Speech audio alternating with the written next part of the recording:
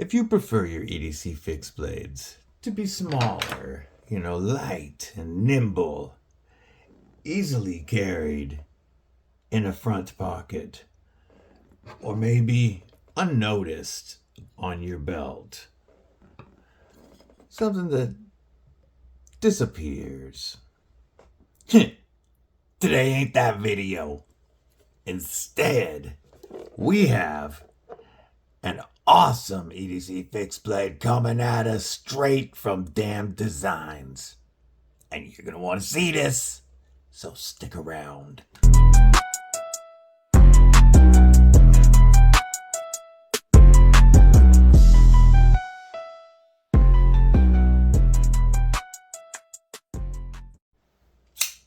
What's up, Cripple Crew? EDC with DBD, disabled but deadly, and I've never made any secret about how much I really like Damn Designs knives.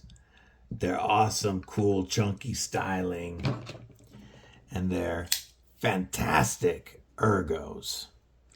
Damn Designs is definitely one of my favorite designers, and I also have all three of the kitchen knives from Damn Designs, and the ergos on those are awesome. And so I was very excited when he offered to let me check out one of their fixed blades, because I've wanted to check one of those out for quite a while. And as you know, I've been on kind of a fixed blade kick lately. So I'm going to show you that knife. But first, do me a favor. Stab that like button like you mean it. /subscribe. I'd love to have you here. You're not going to want to miss all the dope knife and EDC content coming your way. You can also follow me on TikTok and Instagram at EDCwithDBD. And do me a favor, drop a comment below. Let me know what's in your pockets. Not only do I like to know what you guys are carrying, but it really helps me when you interact with the videos. All right, enough of that. So, after talking to Adrian from Damn Designs, he asked me to pick which of their fixed blades I wanted to review. And I was so excited for this. I picked a blade style that I love on their folders but have not had a chance to check out. And what we are going to look at today is the Fenrir fixed blade. And I've already got that out. And that is this big, awesome, wicked beast right here. So, what we are looking at with the Damn Designs Fenrir Fixie is an overall length of 8.9 inches with a handle length of 4.86 inches, a blade length of 4.56 inches with a cutting edge of 4.17 inches, a blade stock thickness of 4 millimeters, and a total weight of 5.5 ounces. And this is one wicked comfortable knife. Oh, we are looking at full tang 14C 28N blade steel with a very high flat grind and a really cool stonewash finish. Let me grab a Mad Yako Hank here. By the way, if you're not following Mad Yako on your YouTube, you're missing out on some of the best and most creative knife content out there. But he also makes some of the most awesome handmade hanks. And they all have this amazingly soft microfiber that works fantastic for my blades and my glasses. I love Mad Yako hanks. I'll link his Etsy store below. Check him out. So, I'm going to get right into my favorite part of pretty much any Damn Designs knife, and that is the ergos. He knows how to design a knife for a larger hand, but that has comfortability and and, still decent control for folks with smaller hands. I like a bigger grip because it's more comfortable in my hands when they're acting up. That's the main reason the bug out didn't work for me, is it was just too small in my hand to be comfortable. And Damn Design's ergos are always on the chunkier side, but always done very well so that they're very comfortable and ergonomic. And I'll give you a quick size comparison. Here is the Damn Designs Invictus. This was my first Damn Designs. Picked this one up from Love Them Knives before he had the store. And as you can see, that he kept the handle length and shape of his folders. This one has the same handle shape as the Yokai and the Basilisk fixed blade, which means it's going to be very close to the Yokai and Basilisk and Fenrir folders. The handle is going to be almost the same size. And as you can see, we are very similar. Of course, the Mad Tonto is the same profile as the Invictus. And then my most recent Damn Designs folder, a gift from Chris Warris. And as you can see, again, very similar in handle length. You just get way more blade because it doesn't have to fold and it's not going in a pocket. I love that he kept the design styling of the pivots, the hexagonal pivots that he does on all of his folders. And if you look at his kitchen knives, you'll notice they also have this in the handle, which I really love because it ties his whole line together to me. I'm going to give you a couple quick size comparisons with some other EDC fixed blades. Now, when most people think EDC fixed blade, like something they're going to carry every day, this is closer to the size they're thinking. These are two of my all-time favorites for like pocket carry or just disappear on your belt. That's the Kaiser Muskrat and the Kubi and Tempest Knives Dust Devil. How about the Kaiser Smolt real quick? You know, most people think between 6 and 7 inches or so on an EDC fixed blade. This is, of course, almost the Damn Designs is almost 9 inches. Here is the Kansept S fixed blade. I love that knife. And then I'm going to give you a couple size comparisons for some larger knives. Here is the Civivi Elementum fixed blade. And we have a very similar handle length, but we definitely still get more blade and cutting edge on the Fenrir. This is another one. This one's going to be pretty close in size. This is the County Comm and Maritac R4A, or Ready for Action, which has more handle but less blade, and it's still slightly shorter than the Damn Designs Fenrir. Now let's take a look at the Fenrir sheath. So, it doesn't have the loud click that we're used to with that positive retention, but you can definitely hear it when it seeps in. And even though it doesn't have that loud click, I have not been able to shake this knife out at all. It has fantastic retention. It also allows you to get most of that handle as you're grabbing for it to draw, and there's a great push-off spot for your thumb so that you can land either in the first choil in the handle right here behind what would be the pivot if this were a folder, or as you're pulling out, you can throw your thumb up and come right into that forward choke-up position, which really gives you control over that blade. And I think that the sheath itself is done very well, even though it doesn't have that loud click that we're used to. I love that they went with the most minimal taco style sheath, which means one piece of kydex folded over instead of a pancake style, which would have rivets on this side too and makes it much, much larger. So they kept the sheath as minimal as they could for this large knife, but still gave you plenty of attachment points if you want to run this tech lock or an ulti clip or whatever you prefer to run. Oh, I just nailed all my items and I've got to fix those real quick. Can't be, there we go. There we go. We good to go again. So this tech lock style clip that they use is done very well. You do have a lock on the bottom so that you cannot push that button. Off means you can't open it. On means you can. You just push the button and it pops open. What's nice is you don't have to take your belt on or off, or take your belt off to take the sheath on and off the belt. It does come with one more of these pieces, so you can really adjust this to the height of your belt, so that when you click it in, it holds it in very well. My belt is very tall.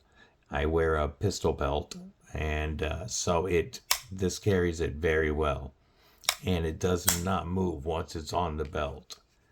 Now, I was trying to rock this appendix style with the handle in front of my belt, which is where I carry a lot of my fixed blades.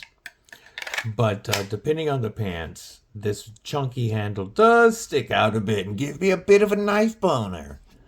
So I'm going to flip this clip to the other side so that I can carry it, scout carry in my back. But this clip is great to attach this knife to a pack. This is a great pack knife. Backpack. You can attach this, to your bug out bag, your get home bag, whatever you call it. You can attach this to your hunting bag when you're going out. 14C, very stainless.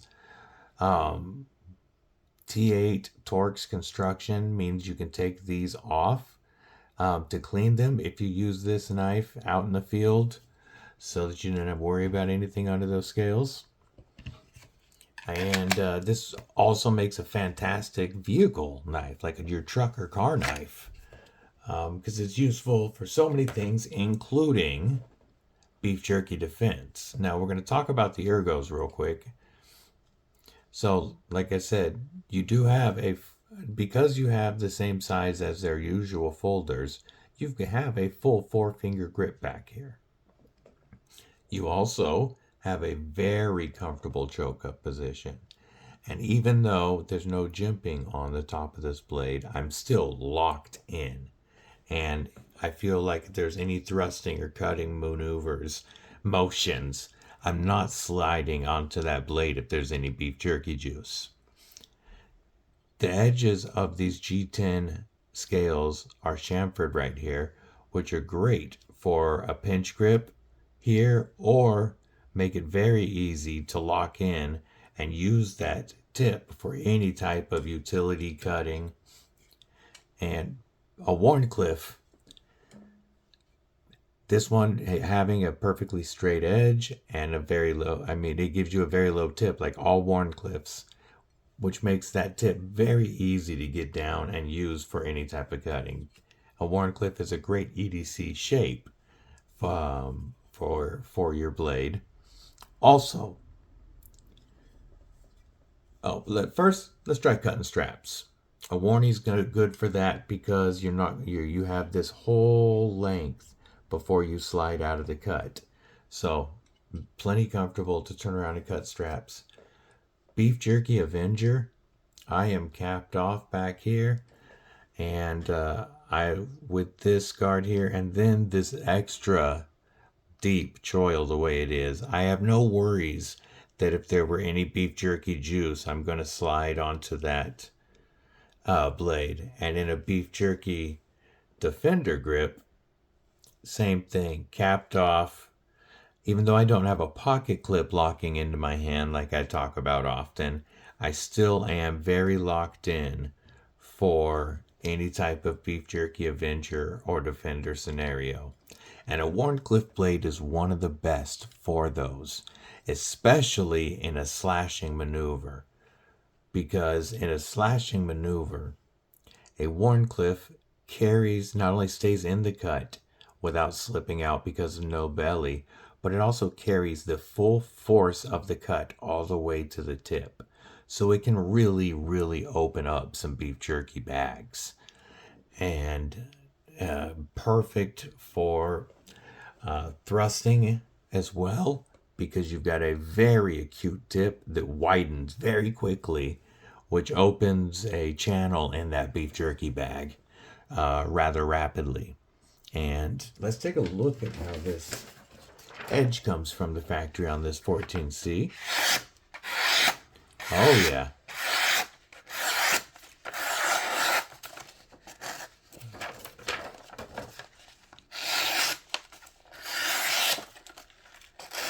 If I don't try to curve it and lose my angle, it does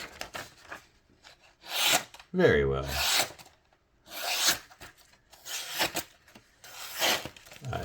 My paper keeps folding on me, but yes, as you can tell, it is plenty sharp.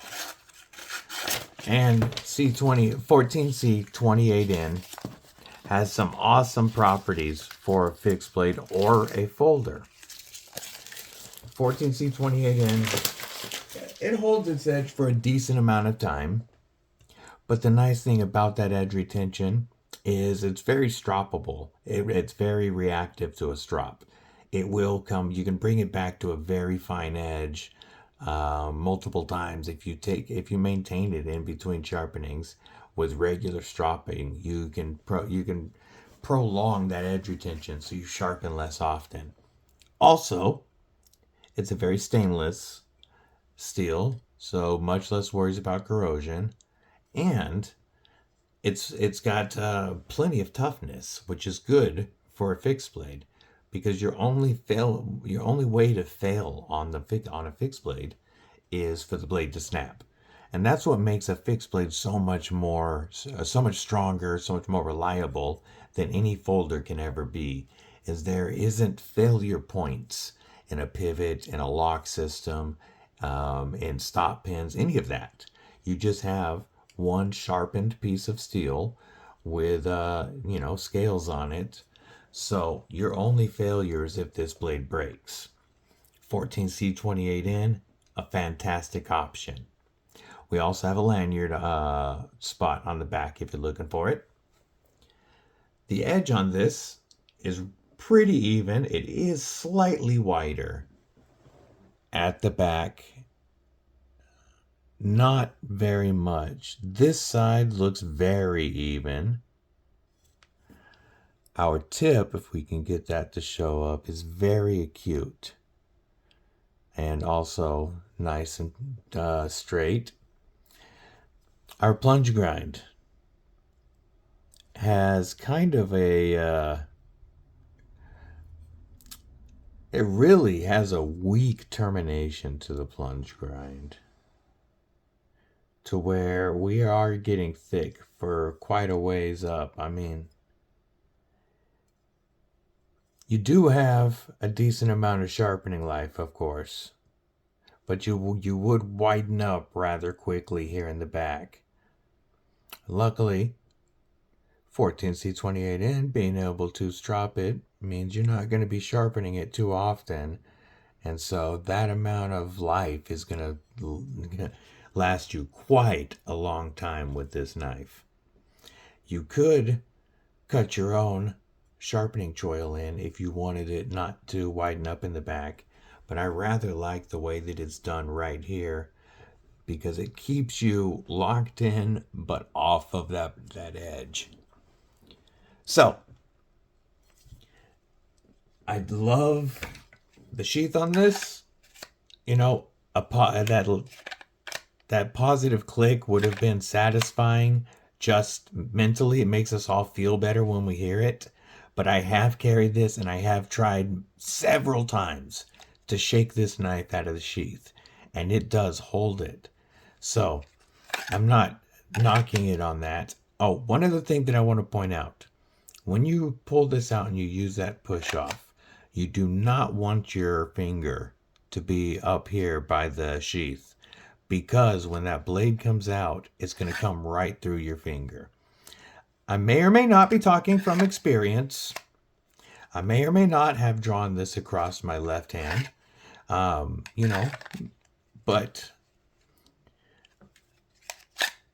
I'm just letting you know, when you draw it, use your thumb, get your finger on the handle. It's very comfortable. It's very easy to come out into either grip. Just don't leave your finger up here.